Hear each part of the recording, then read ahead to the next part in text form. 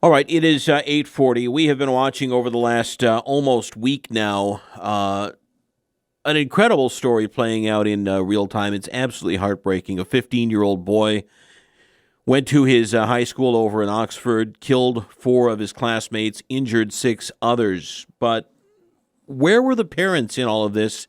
And that's a question that people often ask, well, why didn't the parents pay better attention? How could they have known? The evidence here seems overwhelming that the parents not only knew that he was troubled, but aided him in his crime. Joining us right now to talk a little bit more about the charges that the parents are facing, criminologist, professor, author, professor of criminal justice at St. Thomas University, Dr. Debbie Goodman. Dr. Goodman, good morning, and thanks so much for being with us today. Good morning, Paul, and your listeners. Thank you for having me. It's a very somber morning as we continue the conversation about the Michigan school shooting. And if you would allow me, please, to express my heartfelt and sincere condolences to Tate's family, Hannah's family, Madison's family, Justin's family. Again, I'm not just a criminologist, author, and professor. First and foremost, my greatest pride and joy is being a mom of 2 boys, one of whom is in college, one's in high school. And when this tragedy first occurred, my calls were to them, letting them know what had happened, always expressing my love, joy, and pride in being their mom. But thirdly, also reminding them to be on high alert. Yeah. So that is something, Paul, I would still like to remind our listeners this morning, that unfortunately sometimes we will have copycat kids who want to continue this type of approach. So everybody gets a seat at this table, to include parents, teachers, school administrators, the students. Everybody needs to be talking and thinking. Law enforcement representatives have done a superior job. Our local, state, and federal men and women who are handling this, investigating this. So if we're moving in the direction here of the parental liability, I completely concur with you, and this is absolutely something that these parents need to be held accountable. I think the penalties need to be swift, severe, and certain. There was absolute knowledge and contributory negligence for them to have purchased this handgun, as well as for the handgun to have been for this individual.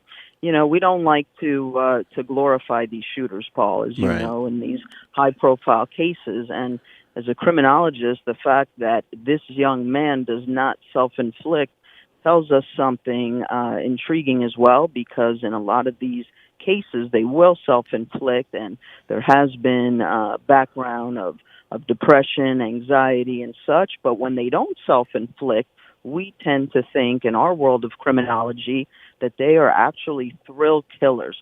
This was a planned, Paul, purposeful, intentional killing that this young man goes to his own school to kill, and that's what it is. There's no mistake about it. Some of our listeners may be wondering about mental health. We can talk about that. But legally, very few cases of this magnitude result in the shooter being legally insane. And so I'll just take a moment to clarify that for our listeners. And to be legally insane, which is less than 2% of these types of cases, the individual does not know what he or she is doing, and the individual does not know what he or she is doing is wrong. So as a criminologist, I maintain that this shooter knew exactly what he was doing, and he knew exactly what he was doing was wrong, and these parents played a direct role. Shame on them. They will be prosecuted, punished. Again, involuntary manslaughter legally speaks to gross negligence, recklessness. It's a contributory and important element. And I think the DA, the prosecutor, the governor, everybody involved has absolutely handled this correctly, and the charges are accurate. It is a highly unusual case because while there have been school shootings before, and parents have maybe at times been questioned as to their involvement or their knowledge of their child's mental health or access to weapons, things like that. I don't recall a case where parents were directly charged and jailed. Involuntary manslaughter, the charge is here. Help us understand what the involuntary manslaughter charge means. Yes, absolutely. Well, first you're exactly on point and accurate and valid with that statement because it is something unprecedented. Now, again, we do a lot of conversations too in our communities with parents and high alert. And I always, when I'm with parental conversations and forums and meetings, we can't be the ostrich here, Paul. Meaning putting the head in the sand and thinking, well, not my kid, not my household, not my issue. No, this is hitting home with every single household. And so for these parents, what we're talking about with involuntary manslaughter is due to their gross negligence, recklessness, having knowledge, having purchased this gun, knowing their child, their son, was already potentially exhibiting areas of distress and this drawing that was found by the teacher, which clearly indicated, intent, and that's going to be an important word for us as well in this conversation. But because of their negligence, a death occurred. That's why we are going to hold them accountable, each parent, 4 counts of involuntary manslaughter. Now, getting back to the shooter, and I've been speaking on a variety of media platforms the past week and upcoming week, and so something also that we'd like to remind our listeners about is this is an act of terrorism.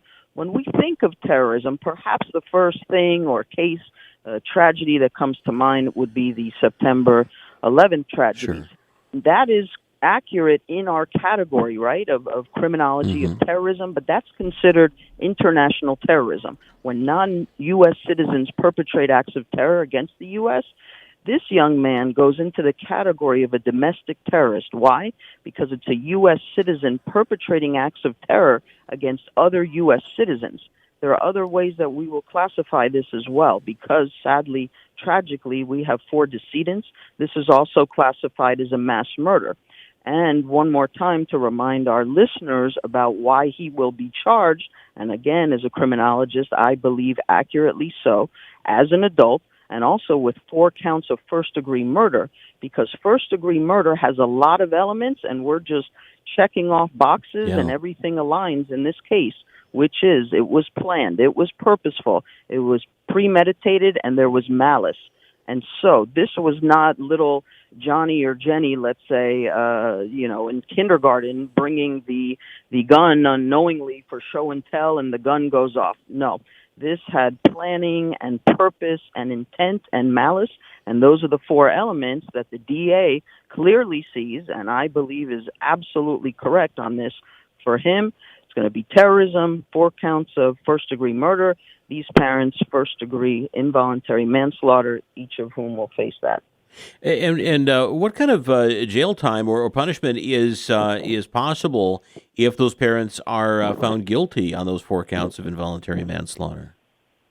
Yeah, in most states, Paul, and including Michigan, we're looking at 15 years. So that is what I would assume is going to be the penalty for each of whom. Now, again, there could be added conditions if, as more information is coming forward, and if the prosecutor wants to include additional aggravating conditions, it could increase the penalty. But on average, involuntary manslaughter yields a 15-year prison sentence. And again, back to the shooter and the counts of first-degree murder, at the very least, it will be 4 life sentences. And why we say it that way, Paul, as criminologists, is because every life matters. Even though we know chronologically with time, he's a 15-year-old. So how do we calculate 4 life sentences? We do it that way in the sentencing process because most likely when this case goes to trial, and it's going to be brutal and it's going to be just gut-wrenching as it already is. But there will be stories told about Tate and Hannah, Madison, Justin, each of whom had the entirety of their lives ahead of them. All 4 were already superstars and contributing members of society, and this shooter was not, and shame on him. And that's what happens, Paul, in these instances where we have these young people who are detached from the mainstream of their socialization. They're not attached to sports, music, drama, dance. And other kids recognize that they're not part of the social group. Yeah. However, they decide to perpetrate these acts of terror, and penalties must be swift, severe, and certain. And there are other elements here at stake, as I'm suggesting to our listeners, that across the country, we need to be having these conversations with parents, with teachers, school administrators, law enforcement, politicians, that we need to ensure the safety and security of all of our children going to school, whether that's K through 12, college, university, public, private. They have a right to attend school, learn throughout the day, socialize, and come back home. And when they don't come back home, Paul, that is just unimaginable. One of the most telling statements that I heard in the aftermath of this shooting, Dr. Goodman, was when one student was asked, did you have any idea that this young man was planning a mass shooting at school?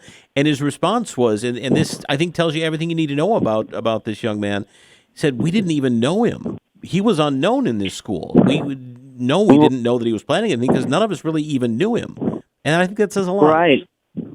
Yeah, that says a lot, Paul. And again, more classic textbook of the normal patterns, right, rather than the exception. And as a criminologist, we call this the Lilliputian theory. What that speaks to is somebody in his or her own mindset who does feel invisible, who does feel vanilla, doesn't have any attachment, and therefore wants to be big. And this has nothing to do with physicality, of course. Doesn't matter if one's 5 feet tall, 6 feet or not. It's the mindset, it's the mentality. And in criminology, we have two sides to the coin here that we could also take a look at, and that's called mens rea actus reus. And what that speaks to is somebody's state of mind.